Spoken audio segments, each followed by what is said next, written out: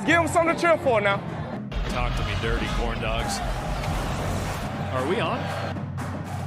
Time now for the College Football Inquirer. Here's Pat, Russ, and Dan. All right, welcome to the pod. We're kind of waiting for the summer to go haywire like the last couple summers with the conference realignment. We couldn't see it coming the last few years. 2 years ago was Oklahoma, Texas.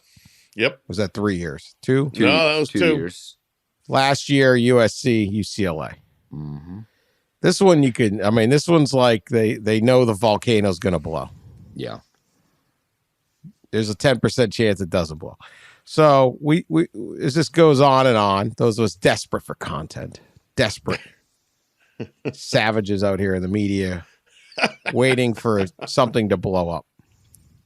I don't want any more conference realignment. I'd like a nice I'd like a cooling period, but probably not going to get my wish. Anyway, Ross, you have a very interesting story out Monday morning on SI.com. The next wave is coming. Expansion, realignment, what's at stake for Power 5 conferences. And I know a lot of this came from your trip to the Fiesta Frolic. The summit, Dan, summit, they're summiting no more frolicking. They frolic. And somehow you managed to scribble down some accurate quotes between the bourbon.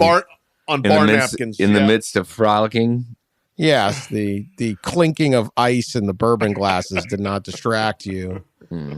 So congrats to the frolickers of anyway, recap this thing. What is the latest? This is a good and comprehensive story here. Well, it would be nice to have a July that doesn't produce insane news, right? We've had it like 3 years in a row. You go back to 2020 and you had the COVID July, we're going to play football or not. 21 was NIL and then followed by Texas, Oklahoma. And then last year we had USC and UCLA. So this year, I don't know what July will bring, but it'll probably be busy if it won't happen actually earlier, maybe in the month of June this time around. So I think to boil it down, we've talked about on the show before, the Pac-12's TV deal in how that might impact everything. And that's really what's going on here. Everybody's kind of watching what happens to the Pac-12, and that will determine how many dominoes kind of drop when it comes to realignment this summer across the country. So the Pac-12 gets a good enough deal and they all stay together and remain intact, you wouldn't think there'd be very many dominoes, right? The Mountain West may lose a team or two. San Diego State may go to the Pac-12. SMU may go to the Pac-12. UNLV or something like that may go to the Big 12. So you'll have some G5s kind of moving up. If the Pac-12's deal isn't strong enough and they lose a couple teams, it could really create a big conference realignment wave in the Power 5 level. And you've got, and I kind of broke it down in that story, broke down all the 5 Power 5 leagues. So the Pac-12 does lose 2 to 4 more, say the Pac-12 South teams leave for the Big 12, which is, something that's been bantered around for months. But in Phoenix, during Big 12 meetings, they kind of put up on a board their Big 12 expansion targets. And obviously the 4 Pac-12 were on there, but there were others that I listed in that story. And so the Big 12 is being very aggressive. So from their standpoint, they could take some of those Pac-12 schools if the TV deal is not good enough. And then that leaves, the Pac-12 in limbo. You've got Washington, Oregon out there, Stanford and Cal. And, Big Ten, they created a list of potential expansion targets to go along with USC and UCLA last summer. Kevin Warren, I think, wanted to go in and wanted to keep expanding. And I think the Big Ten athletic directors and presidents had no real appetite. But that could change if the Pac-12's kind of dissolves or crumbles or whatever. And you could see the Big Ten then expanding.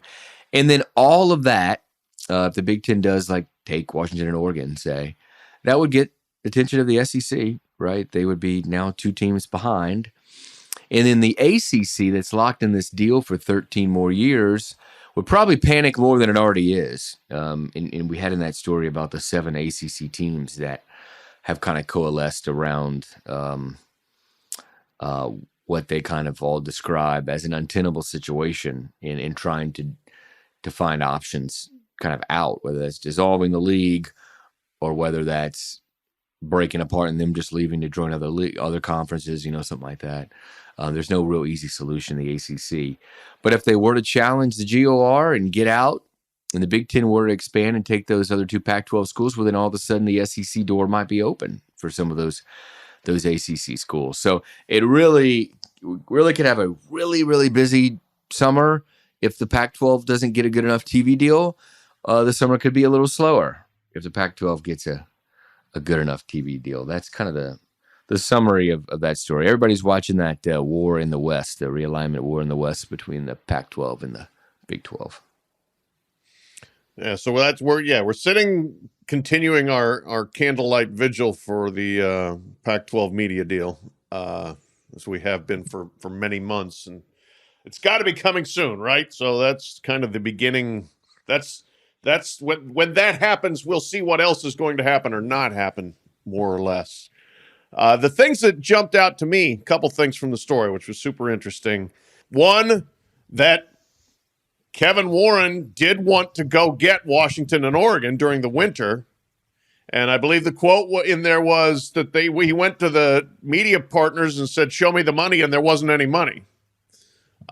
So, there'd been speculation since day one, since the day that USC and UCLA jumped, were Oregon and Washington going to follow? Did they want to follow? Was there a path for them to follow? And now, for now, there's not, apparently. At least there's just not enough interest / revenue from the Big Ten side of it. But to Ross's point, yes, how much does that change if suddenly they're on the market and you can get them maybe at a discounted rate or whatever if they're desperate to join a new league? And then do you really want them or not? I would think USC and UCLA would want them for just ease of having people to schedule and play against out there. But that's TBD. Maybe they don't want any competition on the West Coast. Yeah, you'd be surprised, I think. Yeah, I think I remember hearing that USC had made it known to the Big Ten that they really wanted only them two, to be added out west, just because of recruiting in the LA area, I think. But I don't know really how true that is. One thing, Pat, I'll answer your question. You mentioned about the Pac-12 deal's got to be coming up soon. There is a deadline in a way. I mean, if they obviously it's pretty much out there, right? San Diego State's AD has said publicly a lot of it, but I mean, that deal seems to be done with San Diego State and the Pac-12. San Diego State has they would owe around $16-17 million to the Mountain West in an exit fee. That exit fee triples to about $45 million on July 1 if they don't give them notice before July 1. It triples. So that's kind of the deadline. So we got roughly 6 weeks or so for the Pac-12 to kind of make that decision, because they want to strike a new TV deal at the same time as adding San Diego State and maybe others. I didn't get into it in that story because I don't know how much people really care about a lot of the Group of Five movement, but I don't think the Mountain West, if they lose just one school, will expand again. I think if they lose more than one, you might see the Mountain West show interest in some Texas Group of Five schools, maybe even some that are in the American. Wouldn't surprise me. North Texas, UTSA, So there'll be a ripple effect, obviously, down in the G5. Yeah. And my one other takeaway, and I'll let Dan talk here, but was UConn being mentioned as a Big 12 possibility. Yeah. If UConn did that, they would be compounding their own stupidity from when they decided before to make football a bigger priority in terms of conference affiliation and nearly wrecked the entire athletic department. They finally get back to the Big East in basketball, their sweet spot, where it is clearly a great fit and working. And now you want to go talk to the Big 12 and go start playing in Lubbock? I mean, if they did that, it would be the dumbest thing in the history of college athletics. I would disband UConn football before I did that. Absolutely. Absolutely. A reminder about money, because when I was working on that story, I was making calls on like the UConn situation, which is very real. Like Brett Yormark is definitely eyeing them. They were definitely on the board there in Phoenix. It's something that's been going on for a few months. I think UConn pulls in $5 million a year in distribution, and they'd be gaining around $30 million if they made the move. And ruining their athletic department again in the process. Yeah. So. I don't know. I mean, I don't know if they do it. It's an interesting. So you had a couple things. The Big 12 wants Colorado, Arizona, Arizona State, and Utah. That's what they want. Other targets: San Diego State and UNLV, UConn, and Memphis. And then Colorado State, SMU, and Fresno are raising their hands, but are not. UConn, I don't know. I just, I mean, you've got this great thing. I mean, was it five titles now? Five men's basketball titles in the last 22 years, 25 years or something, right? Or 1999, 24, 25 years.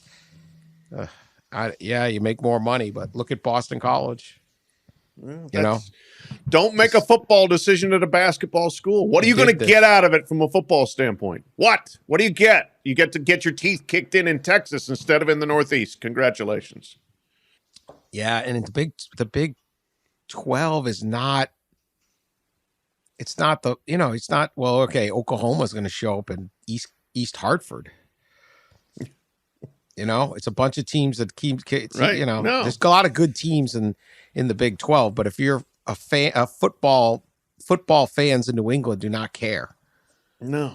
They're not going to be like, oh my God, we got Iowa State coming this weekend. Like, we got to get down there. They just watch the Patriots and the Giants, and it's just what it is. That one was fascinating though, and I don't know. I mean, the basketball would be good, but they're dominating when they are seen as a Northeast team. Yeah. They've got to be in and around New York City. I wouldn't do it, but money talks. So we'll see if it even gets to that. A couple things that I just wish we could get the playoff going for a couple years and everyone could see that, and see how. Like, I just wish this could get tabled. And we play the 2 years of the expanded playoff with the 6 automatic bids, and then it's a reevaluation. I feel like all of this is getting pushed to the point where the landscape will change, but we're going to make these moves before the landscape change. And then there's the concern of,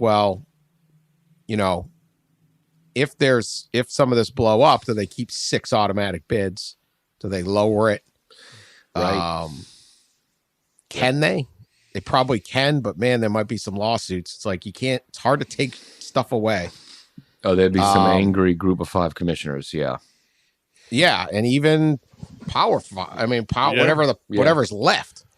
Yeah. Because all of a sudden, Boise State goes 13-0 and the Big 12 champs out of that. Now, maybe they get in somewhere else. I don't know. It's just, I just wish we could at least table this. I understand it goes on and on, but I mean, the idea that this is about, a few $1 million here or there, I don't know that you don't make all that money up, particularly these Pac-12 schools that don't sell out and have these huge, there's only Utah and Oregon, kind of Washington, that are really like maxing out what, like, the fan interest and stuff like that.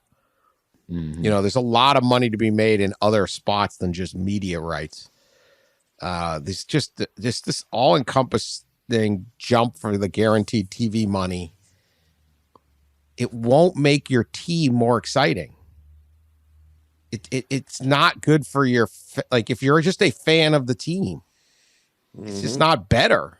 Well, and I think the thinking is it would make you more competitive, but not really. If you're going to a stronger conference in a way, it makes it less competitive that you reach the playoff sometimes. Sure.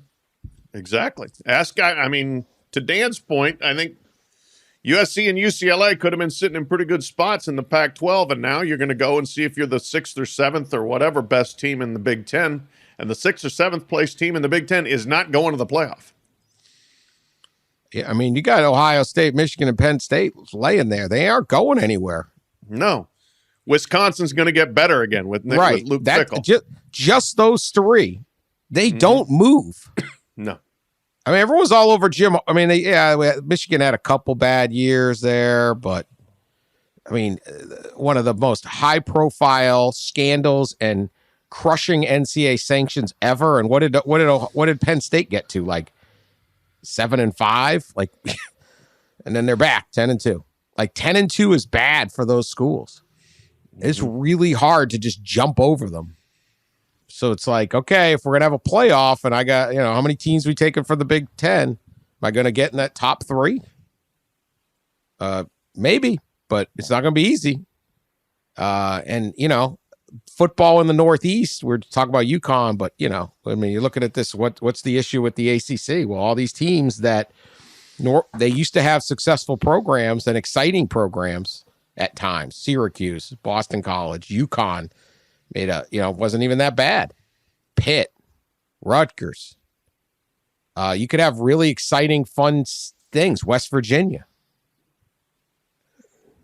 It's pretty hard to be any good. They have moments, but that's it. Maybe fleeting moments. It's not really sustainable, and it's like the athletic department's making more money though. And that's not really helping if I'm just a fan of the team and you just sit there and you're in those schools and you go, hell, I'll just root for the NFL. Right. And if you're out west, to me, something like you're Arizona State, you're trying to get something going. And you jump on, I don't know. It's so risky. And I don't know that it creates that interest. And you go back, UConn basketball, right? They chase it. I mean, nothing changed for UConn. They're still sitting there, right? Same school, same tradition. All of a sudden, no one's going to games. Nobody cares. They're not as good. And then they get back in the Big East, and now they're winning national titles, and everyone's fired up. Villanova's coming. Huge game. It's just not the same when Houston's coming, even if Houston's better than Villanova that year. So, so much risk and so much. What are we trying to do here? It's provide marketing for your school, right? Okay, UConn's not drawing students from all from Arizona or wherever, Texas. Like there's not tons of kids in Texas going, I want to go to UConn. Much better off being in Philly and New York. Entertainment for your student body and all that. Again, is it as exciting? Is it this? Is there those rivalries? You're creating local media, but it's just there's so many other things other than TV revenue, and it's just kind of unfortunate that that's just become everything here. I don't. But obviously, I don't know how that changes. You had this line in here: $200 million is what the Big Ten needed to make sense to add Washington and Oregon, and it wasn't there. No. They thought they would get it from streamers or maybe another like a package with ESPN because of course they didn't sign on with ESPN, and so there was a thought that they might get it, and it never really came. I think university presidents were wanting to make sure their schools were going to remain whole if they did further expansion, and that wasn't going to be the case unless they got that at least $200 million. I was told it could have been up to $250 or $300 that they needed really to all remain whole. Didn't get it from a streamer, but that doesn't mean it's completely dead. Depending on what happens out west. I don't know that ESPN, given the situation there, is really involved any more than that, but. And somebody suggested this to me. I think I wrote it like a little bit there in there. But Fox, they're already giving a lot. They have like 65% of the package, the broadcasting package. But could they give more for them to expand? I don't know. I did have somebody tell me I didn't write this in there, but Fox doesn't want to be responsible for blowing up the Pac-12, is what somebody mentioned. So if they were to give extra money to expand, Well, they just wanted to shoot him in the kneecap. They didn't want to. I know they already kind of. Yeah, yes. They've at least separated a couple limbs. If they I guess killing is another yet. thing for them. Completely killing off. So, but one thing I wanted to mention that it probably could have been a separate story, and there was the situation at the ACC, right? It's just really, it's just really. They're about a couple hours away. We're taping at 10 a.m. on Monday. ACC athletic directors and university presidents meet this week in Amelia Island. They're a couple hours from, I think, starting their meeting, and it should be interesting. Could be a little tense at times and maybe awkward because they've made it pretty public. I think the athletic directors at Clemson and Florida State have both made it public that they're frustrated in the revenue gap, the growing revenue gap in this deal they're stuck in till 2036, and they'd like at least an unequal revenue distribution model that is based off of merit, in performance. And I don't think they're going to vote on that this week. There's proposals they'll probably examine. I think they'll eventually get it done and do it, because if not, those schools it's just pretty frustrated, And as I wrote in there, there's 7 of the schools, so half of the ACC, have kind of coalesced over the last few months to examine the grant of rights to see if there is a way for them to dissolve the league. Is there a possibility to dissolve the league, and then they break away, and whether it's form their own association, which seems really difficult, or join another league. The problem with all this is I don't know if they do any of those options, if it's really that much more lucrative of any deal they have now, except for, joining the SEC or Big Ten. So they need those doors to open, you'd think. We've talked about, there's only so many games people are going to watch. Yeah. And there's only so many good games. All right, the Big Ten will have, right, they have Fox, NBC, CBS, and CBS, all 3, right? Mm-hmm. Yes. Yeah, they have all 3. Mm-hmm. Next season. It's I'm going to pick a week. November 11th. This is the slate. Rutgers, Iowa. Nope. Michigan State, Ohio State. Probably not. You got to get your Ohio State fans, right? People will watch that because they would watch Ohio State, Okay. They will watch every Ohio State game. Maybe it's a good game. Maybe it isn't. But what? Michigan, Penn State. Absolutely. Big game. Huge number. Minnesota, Purdue. Indiana, Illinois. Northwestern, Wisconsin. Maryland, Nebraska. You got to find 3 games there that are going to hold, that can carry and stand up to what the SEC's throwing up against. I mean, yeah, there's Big Ten fans, and these schools have fans, so there's a basement. But if you're the average fan, there's only one game there that you're like, yeah, I'll probably watch that game. And that's the guy that bounced around. But you put, I don't know what's the third best game there? I don't know. Was it Rutgers, I mean, Iowa? maybe who was Minnesota playing? Purdue. Mm. Yeah, I don't know. Okay, so maybe that. I mean, but then it's up against Tennessee and whatever, Alabama. Right. I don't know what the SEC won, right? There's just only so much to watch, and so you sit there and go, well, yeah, I need $200 million more, and you go, well, that's not there.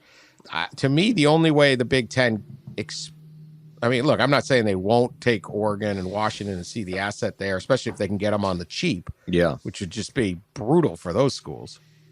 Right. To me, it's Notre Dame and Stanford, or something like. It's Notre Dame and whoever Notre Dame's coming with us. Right. Yeah. Right. Yeah. And I think they would say, I think there's a chance they say we want Stanford. Mm-hmm. Or so, that's our partner. Yeah. But it's Notre Dame is the only one that you start throwing in there, because then it's all of a sudden Notre Dame versus Indiana. Okay, Notre Dame's playing. Right. There's enough fans, but even when you add USC and UCLA, you're going to add a few games, definitely. But how many that really add that spark? And because you can just sit there and go, oh, just add more teams, how many people want to watch, and again, you're not going to, everyone can't be, have 10 wins then. No, absolutely not.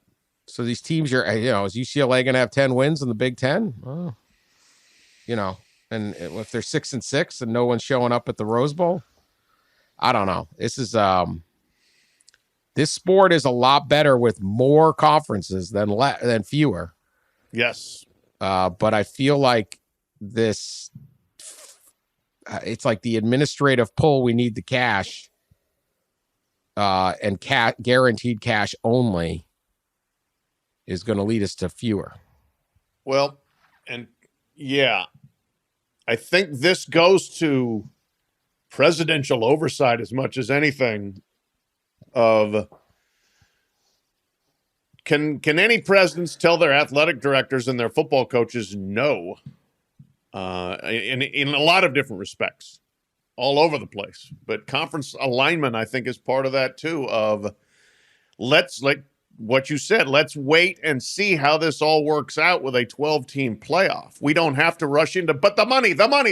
Let's wait and see where the money goes when there's this sudden new revenue geyser coming into the sport, and how it affects people, and how it affects having 12 spots to get into a playoff instead of 4, and what that means for our teams and our conference. And so you've got presidents who don't say no, you've got leagues that don't care about each other, and so you've just got this constant dive for this pile of cash here, and that goes, I think, to the ACC situation.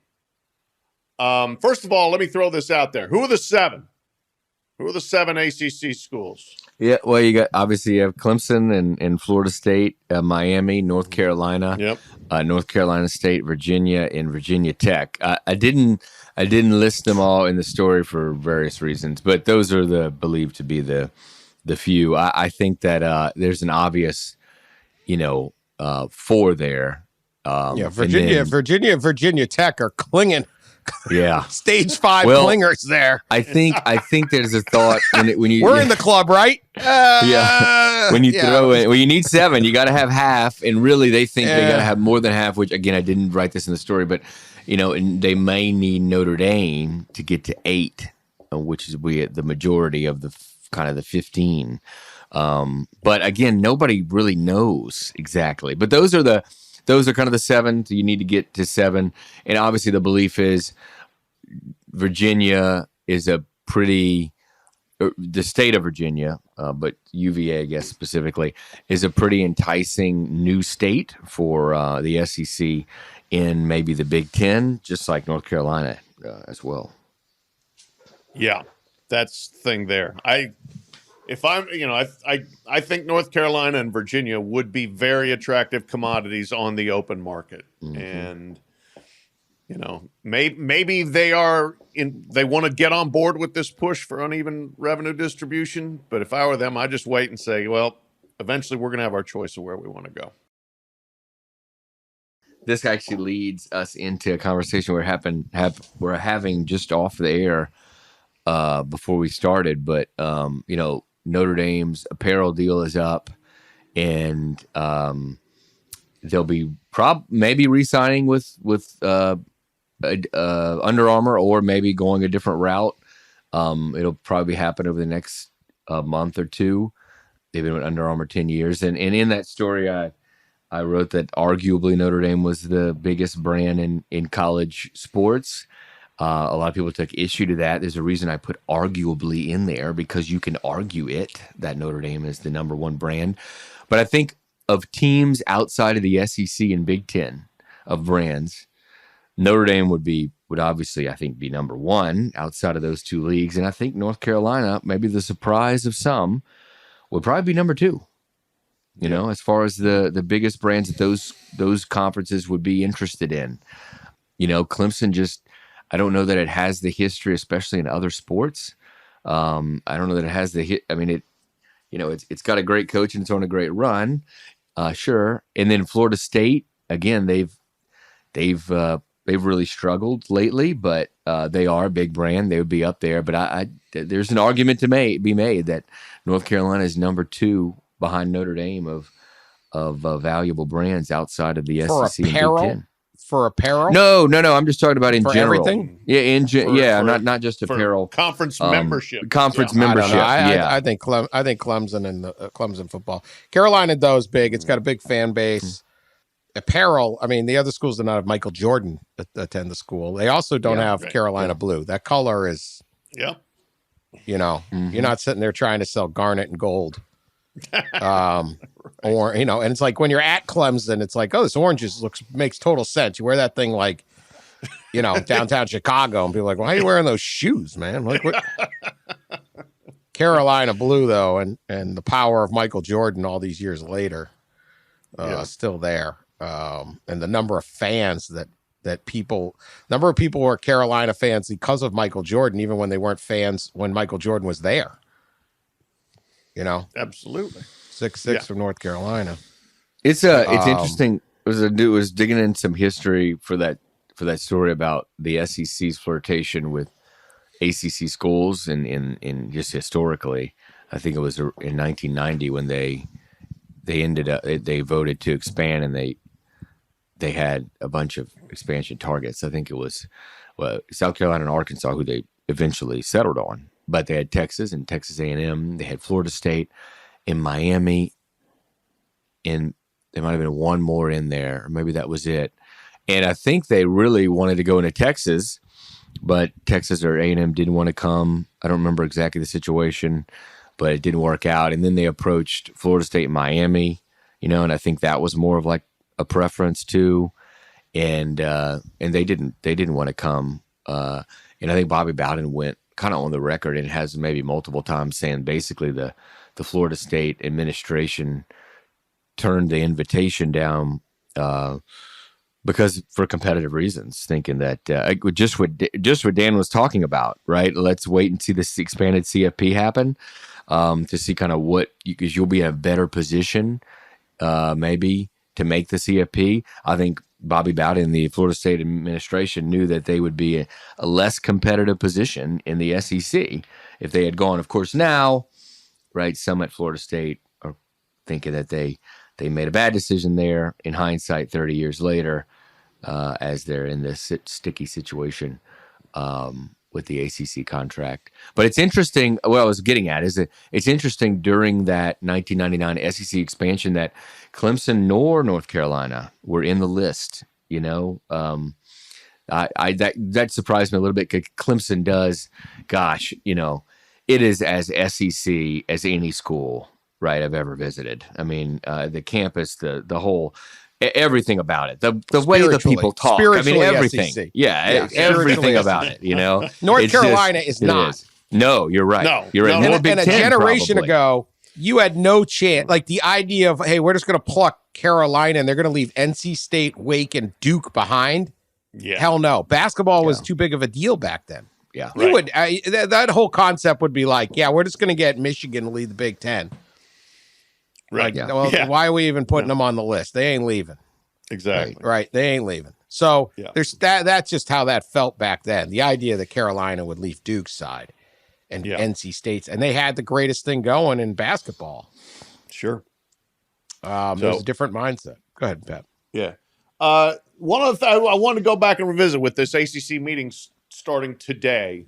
And if these schools are really going to push for an uneven revenue distribution, the problems with it are these to me. One, you'll end up poisoning the conference.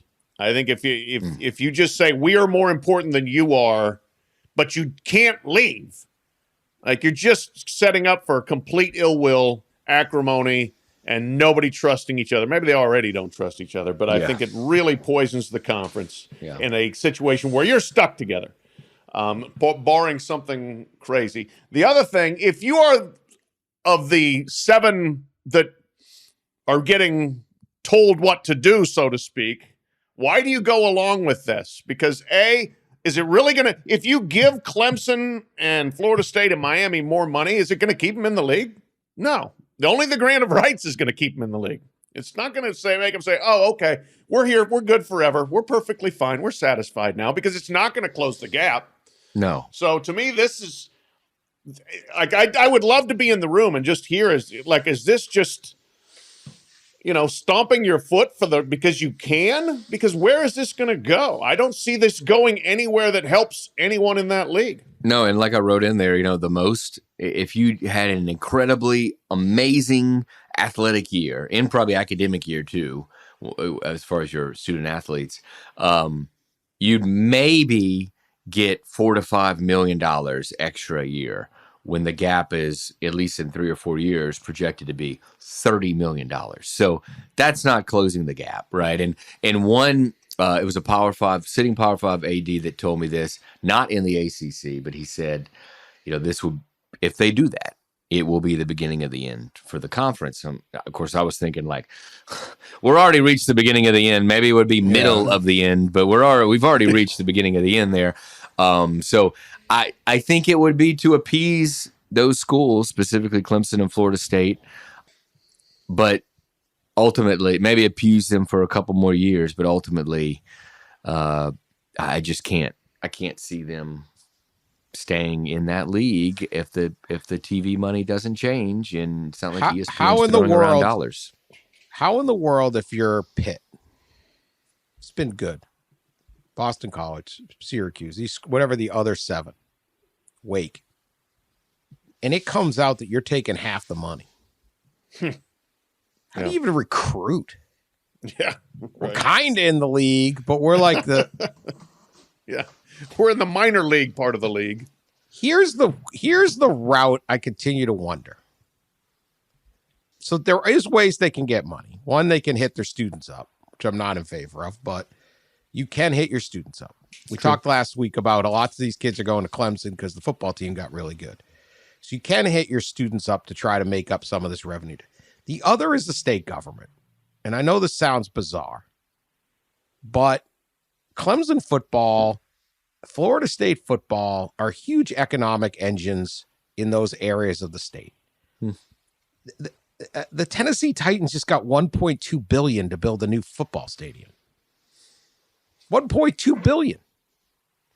What if you go to Clemson with its political might goes to the state of South Carolina? I mean, this would be some petty, incredible fight. But if you legitimately go to the state of South Carolina and say, look, man, Clemson is big business. Clemson football is big business in this state that, quite honestly, this isn't New York City or California. There isn't a whole lot of big business. This area of the state, a lot of things happen, and it trickles down to the everyday person, that rents their home to an Airbnb during football weekends, or they own the gas station and they're selling, extra beers and all the parking. And say, look, man, we need $25 million from the state of South Carolina to make the gap up here. Now, I don't like they're sitting there going to Congress and spending all this money on lobbyists trying to get this or that. I don't know. I don't. This runs counter to everything I kind of would approve of, but I could see the argument at least where you're like, look, we're in this situation. We can't get the money. We need to be competitive. This is big business. Why not throw $25 million for a state is nothing. In the University of South Carolina, what would their response be? Well, which has probably more than half the legislature. Yeah, better to throw in some cash for us too, legislature. I get that, and I do, and it would be probably part of that. Yeah, and then they'd have to throw some money at the other schools. But a football thing. But when you are ideally a government, look, if I represent one part of the state and they're gonna give a tax, they're gonna build some big factory in another part of the state, it's not gonna help my jobs. It's not gonna help. Like, you have to compromise. You have to look at the I get it. This is ridiculous and this is college football. But I mean, presumably somebody went to South Carolina and was like, yeah, you know what? It's good for our state if however tens of millions of dollars is. $1.2 billion for the Tennessee Titans. Yeah. The NFL just writes how much, Buffalo Bills got $800 million. Most people in the state of New York do not live in Buffalo, and they're not Bills fans. But they go out. This is what this costs of doing business. We need an NFL team in Buffalo because it's important to Buffalo. So they get these things done. I don't know. I'm just saying that's to me. I mean, this is insane. I'd much prefer someone said, "Let's take $25 million and give some engineering scholarships out." Yeah, or like help fund free lunches or whatever. At yeah, public elementary saying, schools, you know. But sports is big business, and if we're if you're throwing $1.2 billion at an NFL owner who's already a billionaire, can you throw something to a? The student fees is interesting that you raise because obviously a lot of group of fives have that they rely on their even Power Fives in their student. Yeah, some of them do. But I was doing the numbers Clemson has an enrollment around 24,000 students. So in order to really get a significant amount, $1,000 more, each student would have to pay $1,000, 24 million, right? Yeah. I mean. I don't think they're going to get a grant out of these kids. No. I was thinking you got to at least do $400 a year, to have some kind of hey, there's $10 million extra, $8 to $10 million, something like that. Coach Sweeney throw that pizza party though. Yeah, we'll have a pizza party, free pizza down the stadium when we make the playoff. Interesting. I just Googled, does Clemson have a student athletic fee? And I got a story from 2014 saying they were talking about it, or considering it. Be about $350 a year per student, would raise about $6 million. $6 million ain't gonna make it though. We ain't gonna keep up with the SEC. No. I don't know, man. Something's got to happen. There is a lot of business. You can make an economic impact argument, and I'm thinking this stuff through, kind of off the top of my head. Although I think I've mentioned it before, that if I'm in that area, I'm representing Clemson and Anderson and those hotels and all that stuff up there. You can be like, hey, this is worth it to keep us competitive. I mean, how much money has Nick Saban brought into state of Alabama? Yeah. No doubt about it. And if you get good, what is it worth? What's the value? They give the pro sports anything they want. And what can you do with college sports?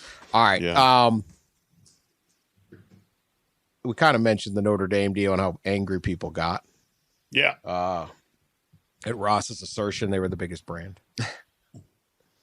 What should Notre Dame do? Nike, Adidas? Does it matter? Does it matter that much? Does it not? Is it the money?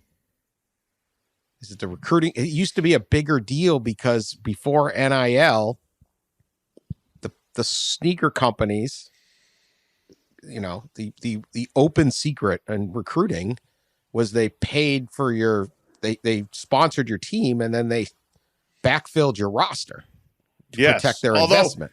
They victimized Kansas, Dan. That's the exception. Other than Kansas. Yeah. Other than Kansas, yes, they victimize. No, they give you $100 million and say, we need you to be good. They didn't just sit there because they're not freaking morons and go, hope they're good. They said, let's send another $5 million to activate this sponsorship or whatever it was. It wasn't even $5 million. And that's how you got Brian Bowen to go to, right? So that's how it worked, although not at Kansas, of course. Every kid from LA was dying to watch the sunset over the wheat fields and just loved that rock chalk statement and had nothing to do with Adidas. Every kid from Dallas was just like, I want to go to rural. Other than Kansas, everyone else had to. Now, maybe it's a little less of a big thing. But at the same time, what do you see on every recruiting visit? These guys get in their uniform. Like they're all in the pictures. They all dress up in the uniform, right? So you better have some good stuff. You want that Jordan Brand wall. You want the whole thing. So I don't know. How big is this for Notre Dame? I would assume, I don't think Notre Dame's ever been with Nike, right? They've been with multiple other people. Adidas, Champs. Adidas, It was Adidas and Champs and then Under Armour. Yeah. Champs. It's kind of seems like an inevitable marriage of giant brand and giant brand, but It's good to be Notre Dame in these situations. And yes, I know Ross's story sparked furious debate about, they're not the biggest brand. Well, they do have their own NBC contract for a reason.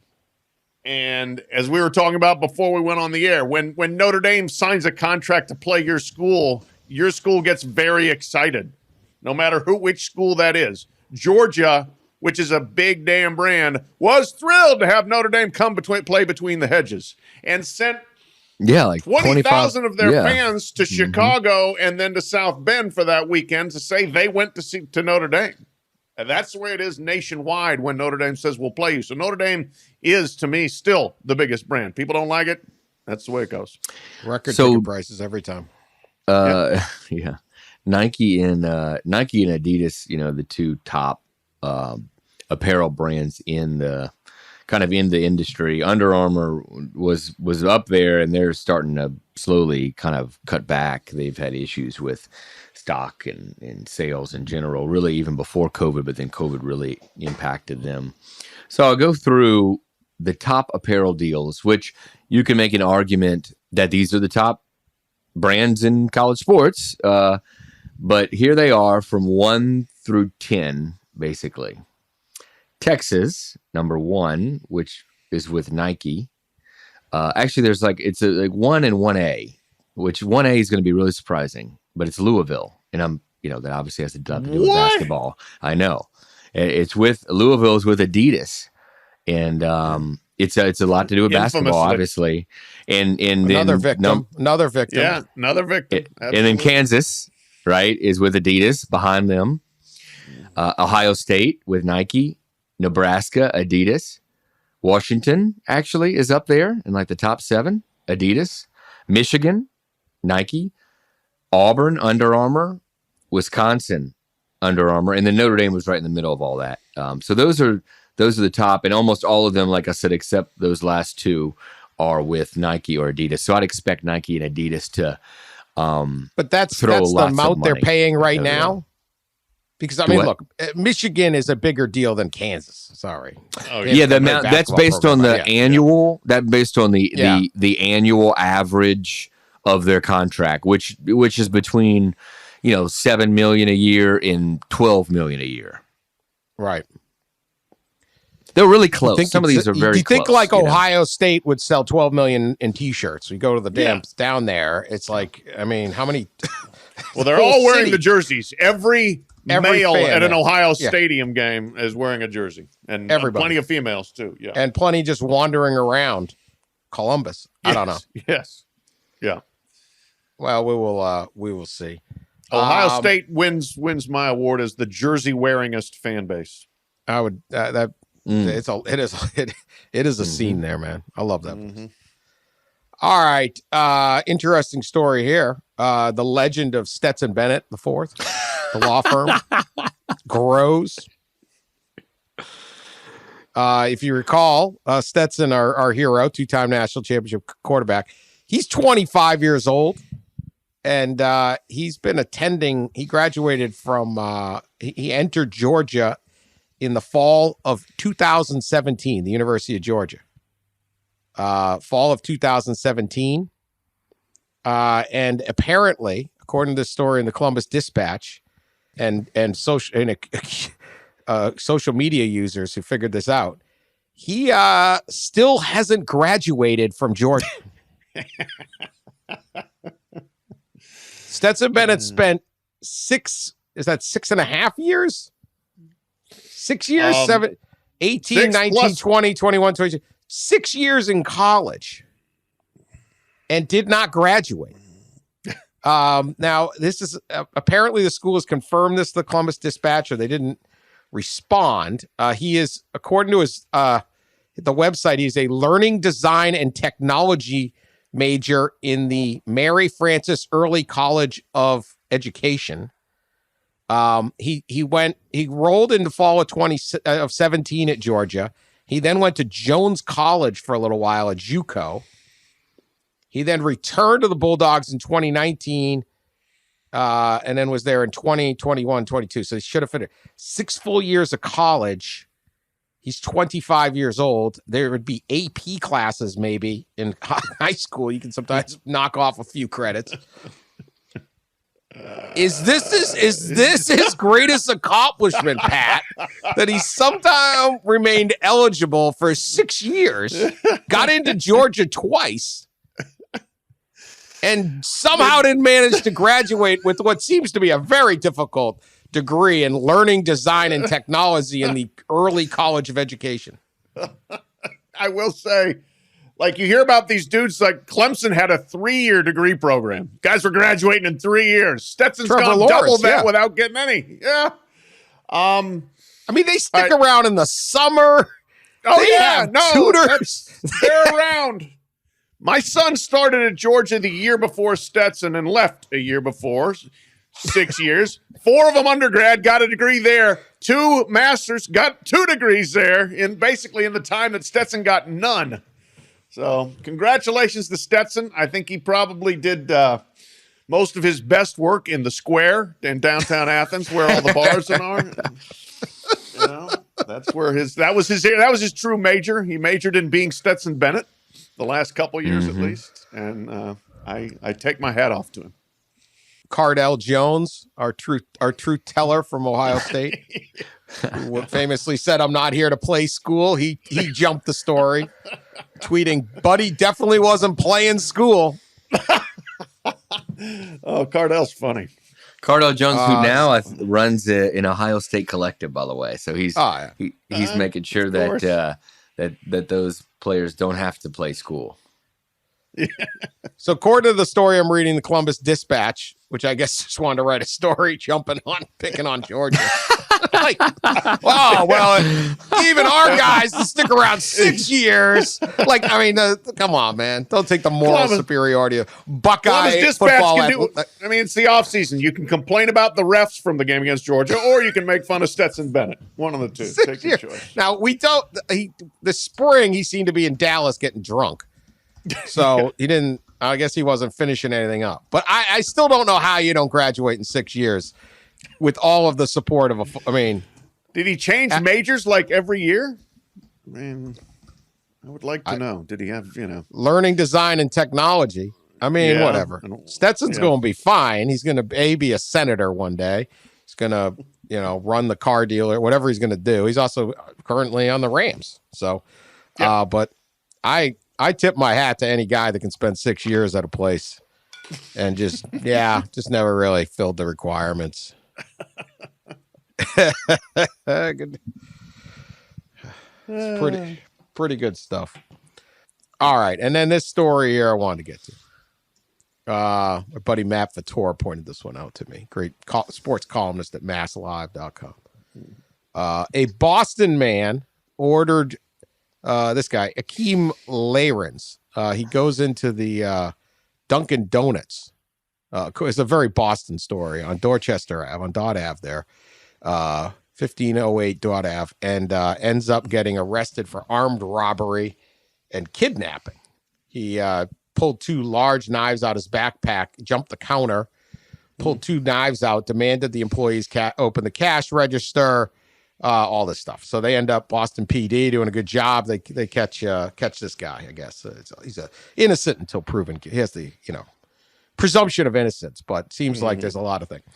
Here's the issue: before jumping the counter at the Dunkin' Donuts and threatening to kill the workers there, the innocent workers with the 2 knives, he went up to the counter and ordered food. Boston man ordered food from a Dorchester Dunkin' last week before threatening to kill the employees. It said he ordered a sandwich and a drink. So here's my question. 2-part. 1, how rude is it to order the food, make a guy make you a sandwich before pulling a knife and threatening to kill him? And B, what is the proper order if you're going to go down that route? Well, I would say that, no, it's not rude. It's, look, if you work up an appetite knocking off a Dunkin' Donuts, right? I mean, guys got to eat. Guy's got to eat. He needs to get a little fuel in there to finish off the heist. So I see no rudeness involved here. I see savvy, actually planning of this situation. You know, I'm going to go in, I'm going to get myself a little meal, and then I'm going to knock them off, and I'm going to threaten to kill them and take their money. Did he kidnap anybody? Did he take somebody with him? I think it's kidnapping if they can't leave. Like, I don't think he. Oh, gotcha. Did he go? Did he grab the? Do what? Pat? Did he bring the meal with him? Well, there's the reporting could be better. I want to know what he ordered. Yeah, I do too. What did he order, and when did he get it? Yeah.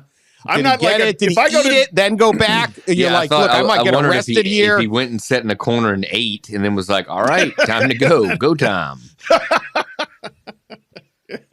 Right. Dab your corners of your mouth with your napkin, then pull out the knives and go get them. But the other, I don't know. I only go to Dunkin' Donuts for, shockingly, donuts. So I don't know what else there is to get there in terms of like a sandwich, like a sausage croissant or something. Yeah, they get the sausage, egg, and cheese. They get the bacon, egg, and cheese, on a bagel. You got some different things there. I don't know what I think you'd want something hearty because you might be arrested and you're eating prison food for a long time. Exactly. If that's going to be your last meal before you're going into the lockdown. We had those guys break out of that jail and go to IHOP. Yeah, we did. It's pretty similar. Yeah.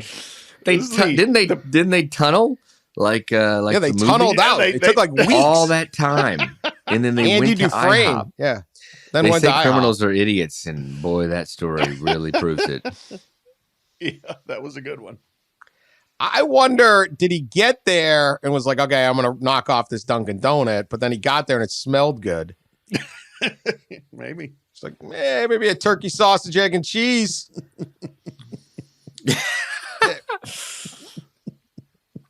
It's like, he's got him where he wants him. Might as well eat first. Poor guy. I think it's highly rude. I think it's rude. Good, I mean, have some respect. You're gonna throw a knife at me and threaten to kill me. I don't want to be making you any sandwiches before. Extra charge for him. Rudeness. Customer rudeness. So yeah, put him in jail and charge him for the sandwich and. Oh, absolutely. Yes. I think there should be something there on that. All right. Finally, ongoing saga of the two Lake Erie cheating fishermen that tried to put weights. They didn't try. They did. They stuffed weights into their fish fillets at the Lake Erie Walleye Trail Fishing Tournament last September. We obviously were all over this. Oh, yeah. This is wheelhouse Jacob topic. Runyon, Chase Kaminsky. They pled guilty. I mean, what else are we going to do? There's weights in the fish. Anybody yelled? They were sentenced this weekend. Each will serve 10 days in jail. And they receive 6 months of probation. They each have to pay a $2,500 fine. And they had to forfeit their boat. Yeah, it's a big hit. And trailer to the Ohio Department of Natural Resources. So some state employees roiling around in their boat. Fair punishment, Pat? Yeah, I think because that does hit them where it hurts there. I mean, you take away the boat, you've taken away your competitive livelihood. So if you're going to cheat, if you're stuffing the weights in the fish, you go get them and you get them hard. 10 days in the lockup ain't a lot of fun either. But losing the boat's the big hit there. And they say, yeah, this is an expensive boat too. I mean, those things are not cheap. So that's an adequate punishment in my view. Also, very quickly, I found out during the NCAA tournament that the University of Missouri had a basketball player, Noah Carter, whose dad was on the pro walleye fishing circuit in Ohio. I wanted to ask him about whether he knew about these cheaters, but I never got around to it. Thanks for telling us you suck at your job. That's the kind of what were you doing? As a matter of fact, you know what I was doing at that point in time was chasing around Alabama because of Brandon Miller playing uninhibited. So Noah Carter confirmed that his dad is a pro walleye fisherman and said that he himself is an avid fisherman. That's as far as we got. All right, we're going to work on that. Get to work on that. I will. Ross, fair punishment? Yeah, I think so. I agree with Pat. The boat is a significant punishment. I'm reading. I was reading the story of their sentencing. I don't even know. This is from. I don't even know what this is. I'm even scared to say like this site because I don't know what it is, but I don't know how. I just Googled and this. It's not the Daily Mail or something reputable like that. Is that what you're saying? But throughout this entire story, they're making awful like fish puns throughout the story. Like, and they're terrible. I mean, they're just terrible. So two fishermen on the hook. The two weren't made to walk the plankton for their cheating. A file. What did they say? They had, huh? What did they say? It said the two were not made to walk the plankton for their cheating. And then another line reads, in the fish eel report. It just God. just really bad. Scales just really of justice. But yeah. But yes, I agree. I agree with the weights or with the punishments. I'm starting to see too. I think I've never seen pictures of the actual weights that came out of these fish, and man, what a system they created there. Yeah, well, hope they learn their lesson. They're 10 days in jail, trying to cheating the fish, and now they got no boat. And I don't think anyone's letting them enter any tournaments anytime No. soon. Oh no. That had to be a punishment to too, try. right? They're banned from all like official fishing tournaments, I would think. It's not like this isn't like the walleye fisherman tournament. This isn't like the NCAA thing where they just let everything go. Yeah, right. Like slap on the wrist. Yeah, could they file a mental health waiver? You know what? My mental health was shaky, and that's why I decided to cheat everyone else. Please let me re-enter the tournament. Yeah, let's do it. All right, that's our show. We'll be back later this week. Continue to share us on social media. Tell your friends about us. Subscribe, and we will talk to you later.